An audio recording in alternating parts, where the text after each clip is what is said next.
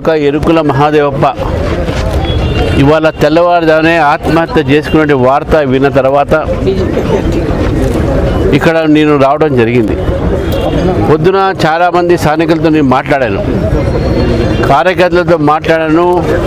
వాడు కుటుంబ సభ్యుల దగ్గర పోయి అసలు ఏమైంది కనుక్కోమని కూడా చెప్పడం జరిగింది. ఇక్కడ స్థానిక నాయకులు నాకు వారి వీడియో కూడా పంపించారు. వారి చనిపోయినటువంటి ఒక భార్య ఆమె స్పష్టంగా చెప్పింది, ఎలక్షన్స్ ఉండగా నేను ధీమాతో గెలుస్తున్నాను, ఆ గెలుపు తప్పకుండా నేను గెలిచి ఈ యొక్క వార్డుకు పనిచేస్తాను, సేవ చేస్తానని చెప్పి నాకు వేధింపులు జరుగుతున్నాయి, భయపెట్టిస్తున్నారు, బెదిరిస్తున్నారు. కాబట్టే నేను గెలుస్తాను కాబట్టి నన్ను బెదిరిస్తున్నారు కాబట్టి ఆ భయంతో స్థానిక రాజకీయ నాయకులు కానీ, మినిస్టర్ కానీ, ఎమ్మెల్యే కానీ వీళ్ళ ఒక ఒత్తిడి వలన అతను ఆత్మహత్య చేసుకున్నట్టు భార్య పొద్దున చెప్పింది. మరి భార్య పొద్దున చెప్పినటువంటి ఒక వార్త ఈరోజు అన్ని టీవీ ఛానళ్ళు కూడా వచ్చినాయి. మరి ఈరోజు ఇప్పుడు నీకు రాగానే ఇక్కడ స్థానికంగా పోలీసులు ఎఫ్ఐఆర్ని కూడా మార్చడం జరిగింది. ఏంటంటే ఆమె సంతకం తీసుకున్న, చదువు రాదు ఆమెకు, దాంట్లో రాసి కింద సంతకం తీసుకున్నారు. దాంట్లో ఓడిపోతాన భయంతో నేను ఆత్మహత్య చేసుకున్నాడు మా ఆయన చెప్పి చెప్పడం జరిగింది. ఇది ఎంత అబద్ధము! ఎంత సీఎం జిల్లా అయినా, ఎంత మంత్రి జిల్లా అయినా ఇటువంటి ఒక తప్పుడు పని చేయడానికి ప్రభుత్వానికి, నాయకులు సిగ్గు ఉండాలి. ఇది రేవంత్ ప్రభుత్వమా, రాబందర్ ప్రభుత్వాన్ని ఒకసారి మనం ఆలోచిస్తాం. ఇది ఆత్మహత్య కాదు, ఇది హత్యగానే మేము భావిస్తాం. పోలీసులు కూడా చెప్తా ఉన్నాను నేను, మీరు నా చట్టపరంగా మీరు పోకపోతే తీవ్రమైనటువంటి పరిణామాలను మీరు ఎదుర్కోవాల్సి వస్తుంది. మీరు కార్యకర్తలు గారు, మీరు గవర్నమెంట్ జాబ్స్, గవర్నమెంట్ ఉద్యోగస్తులు, మీరు ప్రజలకు అందరి రకాలుగా మీరు సహకారం చేయాలి. ఒక పార్టీ కోసం మీరు పోలీసు ఉద్యోగం లేరు. ఏ విధంగా మీరు మారుస్తారండి ఎఫ్ఐఆర్ ఒక వర్షాన్ని? ముఖ్యమంత్రి చెప్పని మారుస్తారా? మన మంత్రి చెప్పని మారుస్తారా? ప్రజలు ఏం కావాలి ఈ యొక్క జిల్లాలో? తప్పుడు ఎఫ్ఐఆర్ ఎట్లా రాస్తారు? ఒక చోటనో ముఖ్యమంత్రి గారి తమ్ముడే అన్నను వచ్చి పార్టీ మార్పిస్తారు మా వాళ్ళని.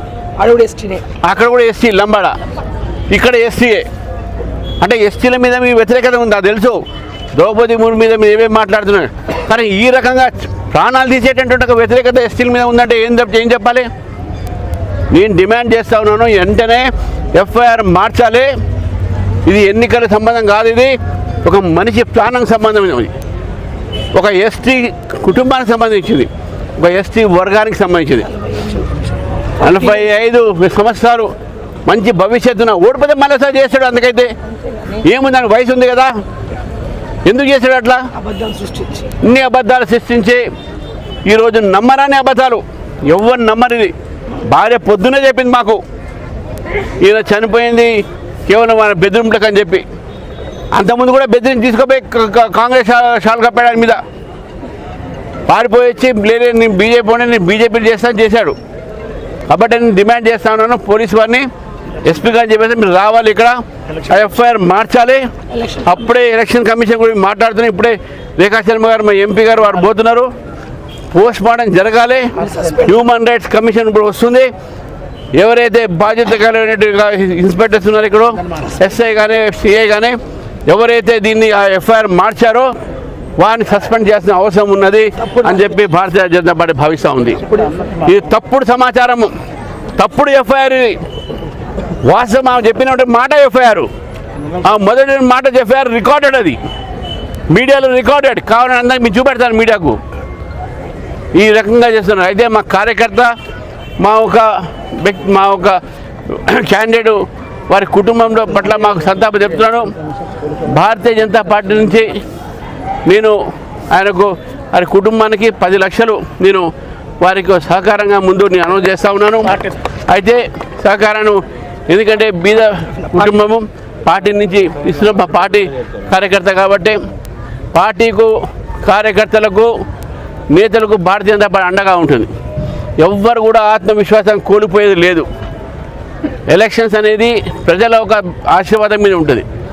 కానీ ఇట్లా బెదిరించి ఎలక్షన్స్లో ఈ విధంగా బెదిరింపులు చేసి తొండి ఆటతో గెలిచే ప్రయత్నం చేస్తుందో కాంగ్రెస్ పార్టీ, వీళ్ళు చేసే పనే ఇదే. కాబట్టి నేను మళ్ళొక్కసారి చెప్తున్నాను, పోస్ట్ మార్టము ఈ ఎఫ్ఐఆర్ మార్చే వరకు జరగదు. కావాలంటే మమ్మల్ని అరెస్ట్ చేసుకొని చూస్తాము, మేము ఇక్కడే ఉంటాము, ఏం చేస్తారో చేసుకోండి చెప్తున్నాను.